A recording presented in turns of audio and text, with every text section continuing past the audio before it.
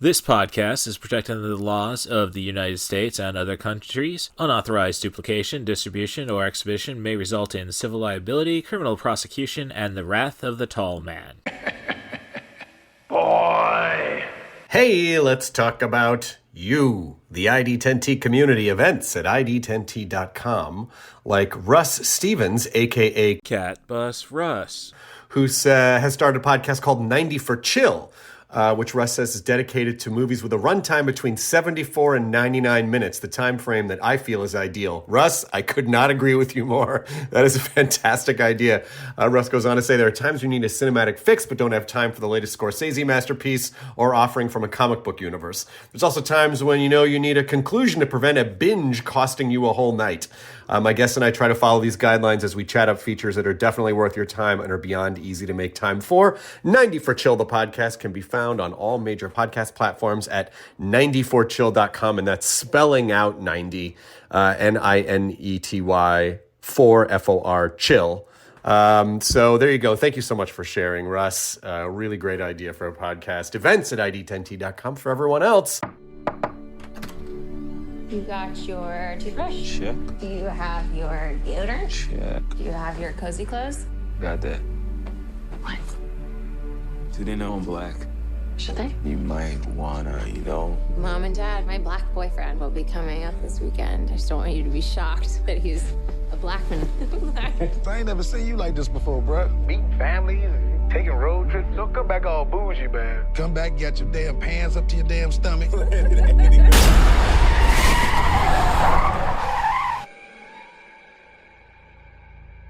So you guys coming up from the city? Yeah, we're just heading up for the weekend. Can I see your license, please? He wasn't driving. I didn't ask who was driving. I asked to see his ID. Call me Dean and you hug me, my man. So how long has this been going on, this thing? We hired Georgina and Walter to help care for my parents. When they died, I couldn't bear to let them go.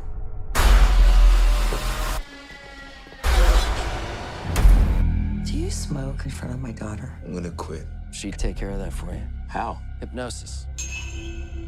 I'm good, actually. You ready for this? I'm back in the beat. So look, I go do my research. Apparently, a whole bunch of brothers been missing in this suburb. But it's cool. Bro, how you not scared of this, man? Good to see another brother around here. Chris was just telling me how he felt much more comfortable with my being here. Get out. Sorry, man. Get out! Yo! Rose, we gotta go. Is everything okay? Rose, the keys. Just get the keys. I don't know where they are. Rose? Sink into the floor. Wait. Sink. Mine is a terrible thing to waste. Terrible thing to waste.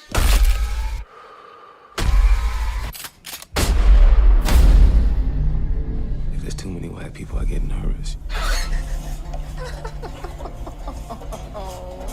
No. No.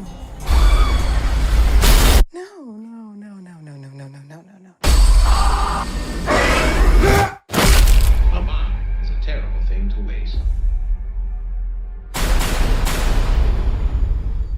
Little Hand says it's time to rock and roll. Bring the noise.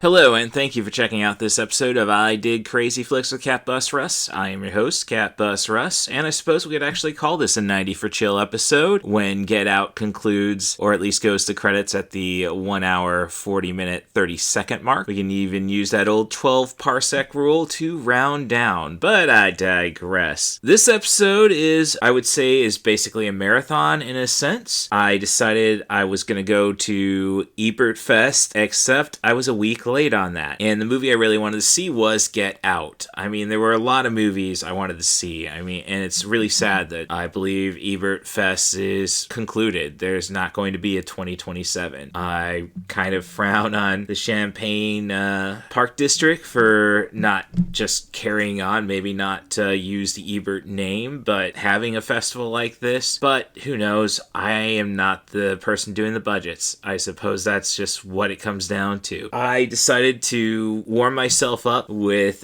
Black Dynamite, a comedic feature about blaxploitation, which I figured would lead into Get Out later that night. When I couldn't see Get Out because nobody's at the Virginia Theater, I decided, well, my hair was done up. I was trying to look pretty. I had to go to the movies anyhow, so I used my remaining emergency ticket from the lackluster Phoenix 16 in Savoy experience while watching the menu to catch Ready or Not 2, Here I Come. And then just discussing, trying to find perfect movies, like 2 of the films I'll be discussing. I decided to see if a movie that I thought was perfect still holds up, and that would be Dude, Where's My Car? So we're going from Black Dynamite to Ready or Not 2 to Dude, Where's My Car? And we'll conclude with Get Out. As I say, I think these all fit. I could make this a movie marathon starting at 6, ending at midnight, which I think I'm doing better than those blokes over at Screen Drafts, despite hey, they showed some love for the Scoop Staley, and I think he'll pass along the cover the diaper doobies did of When You Say Nothing at All. That is what's coming up. Let me get through the formalities and get on to the show. If you want to help the podcast out, please rate and subscribe on your favorite podcast app, 5 stars preferably. Be as honest as you'd like in the comments. I will learn from them and create a better podcast. I'll hold my judgments. You can also help the podcast out financially by joining the Patreon. That's patreon.com/IDidCrazyFlicks. There you will get ad-free episodes. You will get yourself either a waterproof sticker or refrigerator magnet. I use them at my job to promote the podcast in a subtle way. You will also get access to the original 90forchill.com, the podcast feed, so you can hear and observe how I've become a better podcaster. Hopefully. And you will receive a shout out on every episode as long as you're subscribed. So first off, thanks Dad. Thank you the Scoop Staley, an underappreciated AAW pro wrestling backstage personality. Back in the day, of course. And thank you Tim Bates. You can find him on the podcast feed. Check out the episodes about 1989's Bloodsport in Space, Arena, and the 1988 horror comedy classic, Night of the Demons. But I think the best way you can help the podcast out is come on the show. Offer me a film, a director, an actor, a theme, as long as you have content that is about films that are off the wall, not in touch with reality, sci-fi, really crazy action, what have you. I'll happily talk to you about it. If you have something a little more down to earth, as I said, as long as it's between 70 and 100 minutes, excluding credits, I think we can fry up a slice of podcast gold. You can send those recommendations to russthebus07@gmail.com. That's RUSSTHEBUS07@gmail.com. Or you can follow me on my social media at CatBusRuss, primarily on Blue Sky, but I can be reached on Instagram and Threads. So without any further ado, let's get on to the show. All you suckers gather round. There's a brand new movie coming to town. So get on up and check the scene of the smoothest, baddest mother to ever hit the big screen. Main man, Black Dynamite. He's super cool and he know kung fu. Drives a $5,000 car and wears a $100 suit. You're so righteous. This is also true. And when it comes to the ladies, he's out of sight. Let me guess. You one of these brothers think you can get by on a wink and a smile, huh? What about the smile? I am smiling. Black Dynamite. Never in the history of the game has there been such devastation. The CIA needs Black Dynamite now more than ever. We need you, Black Dynamite, now more than ever. I thought I told you hunkies from the CIA that Black Dynamite was out of the game. And he's better than Shaft, Superfly, and the Mac put together. But when the mob kills his brother, your death will not go unavenged. And put the dope on the street. It's my nephew Bucky. He OD'd. He's back in the game and he's playing for keeps. Dynamite! Dynamite! I am declaring war on anybody who sells drugs in our community. But Black Dynamite, I sell drugs to the community. He killed my best dealer. I want him dead now. So if you crave satisfaction, then dig this action. Guaranteed to put your ass in traction. Black, black, stack, attacking Mac. Backtrack, slapjack, boot black, flashback, ramsack, jam packing, still coming back. You see where I'm coming from, you jive mother... Black Dynamite, starring all-star running back Ferrante Jones, fashion model Tambula Takar, William T. Michelson, Ronnie Sinatra, Little Tiny Tibbs, Junebug, Bo Willie Peters, and me, that bad bullhorn. Black Dynamite, filmed in Cinemaphonic Quadro Vision, rated R. So I am trying to get in at least 15 movies watched for April, and I'm about to try getting into Ebertfest for a showing of Get Out. So I tried to figure out what movie seemed appropriate to get myself warmed up with. I think I'm going for the Black creator, even Black comic idea, and I decided to finally get around to rewatching Black Dynamite. I saw this, probably over 10 years ago. Thought it was fantastic. I ended up buying it on iTunes, and it was one of those scary ideas, though. It's like I thought it was so perfect that I feared a rewatch may sour it, and no, this rewatch was great. It kind of let me catch on to all the more intentional gags in this feature. Everything is done with intention. An entire scene where I would love to know if that was improv, the entire idea of the boom mic just falling into the shot, and eventually they keep moving the camera up. So obviously probably not. And even Michael Jai White looking into the boom mic like, what's it doing here? It's a story of Michael Jai White as title character Black Dynamite, a man who's set out to protect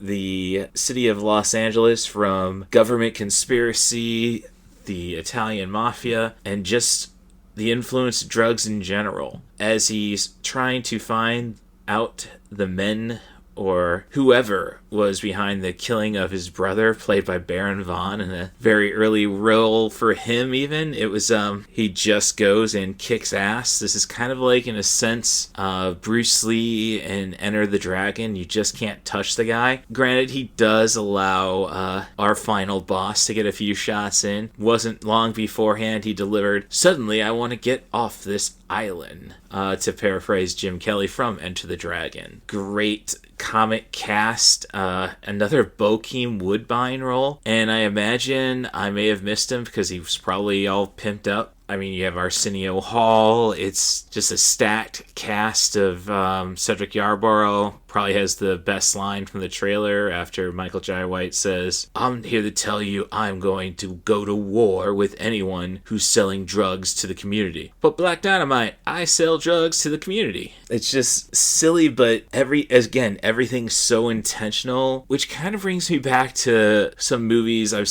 watched this year, like the pirate movie. Like, I guess it's just like there's a fine line, well, to quote Spinal Tap, between being clever and stupid. Like, it doesn't go out of its way. Everything seems to fit the story with every gag, while so many movies is like, well, I mean, that basically is what the early aughts, I like how the British calls it the knots, comedies that stemmed around from Scary Movie, starting with Not Another Teen Movie and then Date Movie and so on and so forth. It's like, no, see, you know this gag, but this is a tribute to blaxploitation, so you go into this feature expecting comedy, of course. I mean, why are you making a blaxploitation movie in 2009? You're doing it because you love the genre.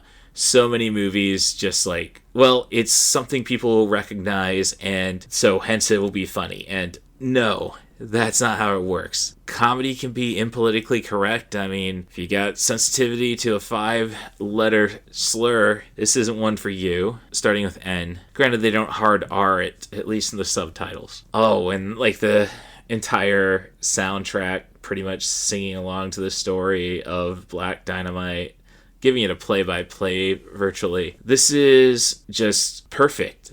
Like, everything is so meticulously planned out. You just can't help but love it. I mean, I'd love to learn more about the cast, just so I could see, well, what was their martial arts background? Black Dynamite is a must-watch for anyone who loves comedy. If you happen to like action movies, it delivers there as well. So, reminds me I gotta watch Dude, Where's My Car? Because I thought that was perfect when I saw it 25 years ago. But again, fearful that it's going to lose something in a rewatch. But I might be on a streak, so Black Dynamite, a definitive recommendation. We'll be right back. Obey the law. After a 10-hour workday, it's about 11 p.m. when I finally get around to finalizing my podcast and uploading it to the internet. So I definitely need a lot of energy, but I don't need all that caffeine, so I rely on Dubby Jitterless Energy Blend. It's a coffee fruit extract, so you get about as much caffeine as a cup of coffee, but you get all the vitamins you could possibly wish for and all the energy, and about half the price. If you spend $4 a shift on energy drinks, you're spending $80 on sugar per month. Why don't you cut that in half and try Dubby Energy Blend? And if you go and visit Dubby.gg and use the promo code CatBusRuss at checkout, you're going to save yourself 10%. So on top of spending half the money, you can at least go and get one over on the tax man. So that's Dubby.gg, promo code CatBusRuss, and start feeling energized today.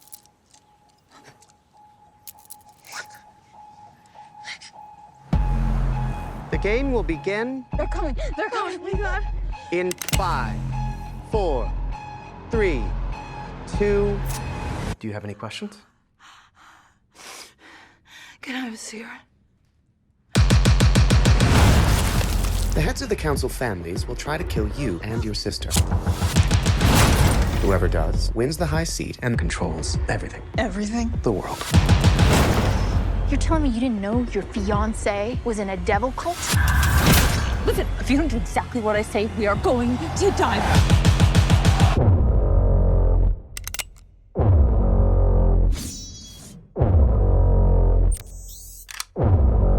So it begins. Oh, man.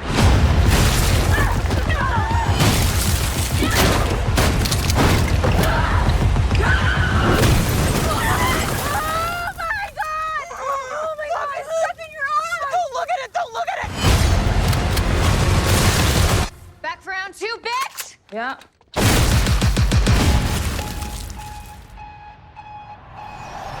Finally, more obligation to a theater that really needs to spend some money to reupholster their seats. But that's all conjecture, dare I say. Maybe it's awesome in every other theater except 15. What I ended up seeing was Ready or Not 2, Here I Come, starring Samara Weaving and Catherine Newton in this case, and a whole bevy of horror legends in a sense. You have David Cronenberg, Elijah Wood, Sarah Michelle Gellar, all in the cast. They all do a great job, so it's definitely at least amusing, I would say. The plot of Ready or Not 2 starts up immediately after the first film. Grace, our heroine from the first feature, wakes up in the hospital, handcuffed to the bed, having to answer for at least 2 homicides and arson for surviving the first film. But because she survived the first film and ended up eliminating a family on the Satanic Council, they have to figure out how the power is going to be restructured. So it's basically double or nothing, especially since we find out that her emergency contact is her estranged sister, played by Catherine Newton. They have to survive, well, I should say, Grace has to survive till dawn. Faith is just a little sister who is going to try sticking it out with her. Now, the rules of the game are a lot of fun. Families competing for this satanic prize cannot kill each other, but you can kill your own family members. Some nice little rules and technicalities, and it's a lot of fun having Elijah Wood as the lawyer in the feature, explaining all the rules, and honestly being a neutral party, which is a lot of fun. Gives us somebody to relate to as a than Spectator. The violence is, I think, a lot of fun in a lot of cases. A little more graphic, I would say, than the first feature. And the humor is pretty solid. And then, as I say, with the graphic violence, I'd even say a little more brutal, since you have 2 girls to beat the crap out of and torture. So as long as the humor keeps up, which it does throughout, maybe even better than the first one, at least humor-wise, you should enjoy this feature, I'd say. Now, I'd say the issues with the feature is that you don't get the twist element. By the end, it's a lot of convoluted legal loophole stuff. It can get a little convoluted, and as I say, without the twist and without an abundance of characters who, aren't really down with Satan, I would say it plays out more like a horror film than the first feature, which is really intense. It's kind of shakes up the formula of the first one. It might turn some people off, I would say, because of that. Maybe throwing Catherine Newton into it as a second person who's got her own missions at points is too many a hat upon a hat. It's well shot, and as I say, I love the performances all delivered in the feature, and it's fun when you get crazy kids getting further involved with this one and people kind of half-ass doing this game, really just relying on, there's rules and legalities. So it's a bit of fun. I don't think we're going to get a third one. It's going to be very difficult to at least tie it to Catherine Newton and Samara Weaving, but I think we can still expand upon this universe. I left optimistic about the franchise. It's a great place to end, but it could be a fun place for new beginnings. And if you like graphic violence and jokes thrown throughout of it, I think you're going to get a kick out of Ready or Not 2, Here I Come. After these messages, we'll be right back.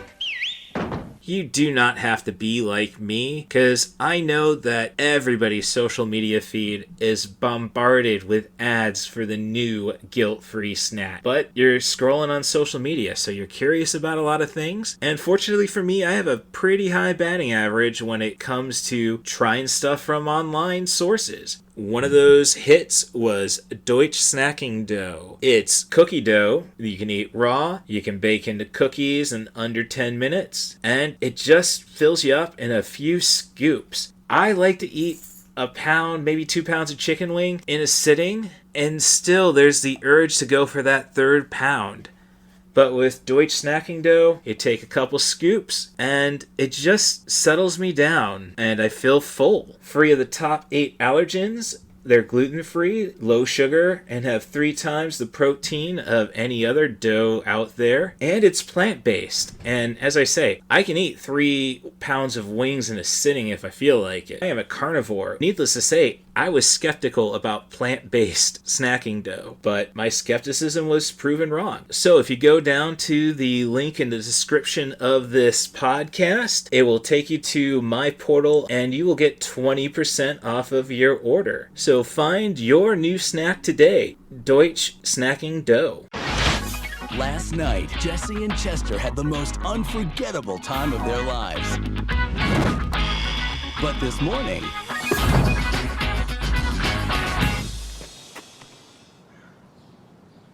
Dude, where's my car? They can't remember a thing. It's Christy Boner, the hottest of the hot. Hi, Josie.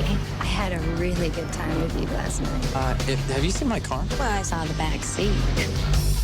Oh, I'm talking about the whole thing. Now, the only way to find their car. No way we were here last night. Look, it's Jesse and Chester. Is to find out what they did and who they did it to. Dude, you're a dude! Last night. You guys got more important things to worry about. Where were you between the hours of midnight and 2 a.m.? We don't remember! Hey, leave him alone! He doesn't know anything! We are the recipients of instructions from outer space. Last night, you were in possession of the Continuum Transfunctioner. Hey, have you guys ever been to Uranus? Go ahead and laugh. We are used to being mocked. Okay. Are you Jesse and Chester? I don't know, why? Perhaps we will give you pleasure. That's us! Right here. If you give us the Continuum Transfunctioner. 20th Century Fox presents... Oh, Ikora! Nihongo! Oh! Suzu! Suge! ultimate. It's llama. Stand very still. In high adventure. You got a tattoo! So do you, dude! What does my tattoo say? Sweet! What about mine? Dude, what does mine say? Sweet! What about mine? Dude, what does mine say? Sweet! Dude, where's my car? What does mine say? Sweet! What about mine? Dude! What does mine say? Sweet!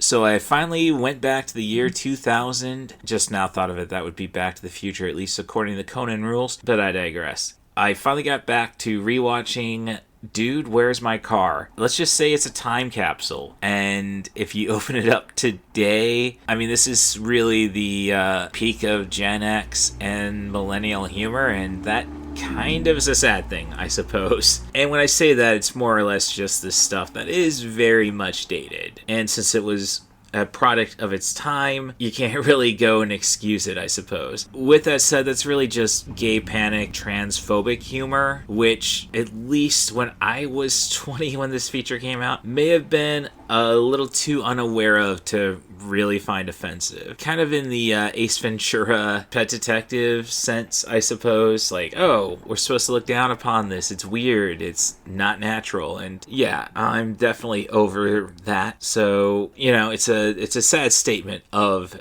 the year 2000, I suppose. Could we have gone around it? Maybe. But the point of the matter is, it's not a perfect movie today. I guess time can change things like that when compared to, say, Black Dynamite, that was released nearly 50 years after its time, or the time it was trying to nail down, which it successfully nails down. And as I'm saying, it's just basically comes down to great humor time will dictate great humor, sadly. Sadly or not, probably not. So the story of Dude, Where's My Car is you have two stoners played by Ashton Kutcher and Seann William Scott, Jesse and Chester, who wake up one morning, the morning of their anniversary, with their twin girlfriends, one of them being Jennifer Gardner. They can't remember the previous night. They were so wasted, which is kind of funny because we don't show them actually drinking beers. We don't show them smoking pot. We do see a dog smoke some pot and very aggressive about his pot. What it comes down to is our characters are trying to figure out what the heck happened last night so they can find their car and find the gifts they have for their girlfriends in the car. This eventually involves battle for the universe's future, dare I say, when you have a bunch of nerds in bubble wrap trying to find the continuum. I'm not even going to go with it. A space travel device. You have those nerds. You have two Swedish guys, which we, make an assumption about. And then you've got these 5 pretty much super hot chicks is what they call themselves, all searching for this. So you step back and you look at the stuff that doesn't age well. You get rid of it, and maybe we could still work with something here. I mean, might just be me liking the humor then, and like, oh yeah, I like this humor then. And, I'm not really too ashamed of it, I suppose. I guess this might be my different time movie. Or I should say, it was a different time movie. It was great at the time, but when you go watch it, you have to ignore the crappy special effects, but you could say, well, that's kind of the charm. I don't know about that. You have to get past the transphobia, definitely, the slurs. Yeah, it's a problematic movie, I guess is what I'm getting at. And it's kind of, well, as I said, when you compare it to like a Black Dynamite knew what it was making fun of, or embracing, dare I say. And then you go to, say, Blazing Saddles, which is a satire and still focuses on the turn of the century, Wild West, which makes everything that works. So it doesn't take the time to really settle on context or how it's going to age, but every actor is doing a great job. Every joke leads into another joke. Everything's intentional. And at the pace it's running at, it is a lot of fun, I think. Yeah, I can't say it's a perfect movie any longer, and I can say, well, kind of guilty of what I was, but it's now, do I try to come up with a remake for this one? I don't know. it's an interesting experiment, I suppose, to revisit. And, if you're not a Gen X or a ancient millennial, as I think they would be calling them, it gets weird with the Gen X stuff. Like, I think it's 63 to 80. You have a good 18-year stint of kids growing up for a generation. But I guess they ended at 80, and now millennials are 80 to 95, so on and so forth. Screw Tom Brokaw for stating a greatest generation, I suppose. I still like this movie, but I think it is kind of lost to its generation. Hello there.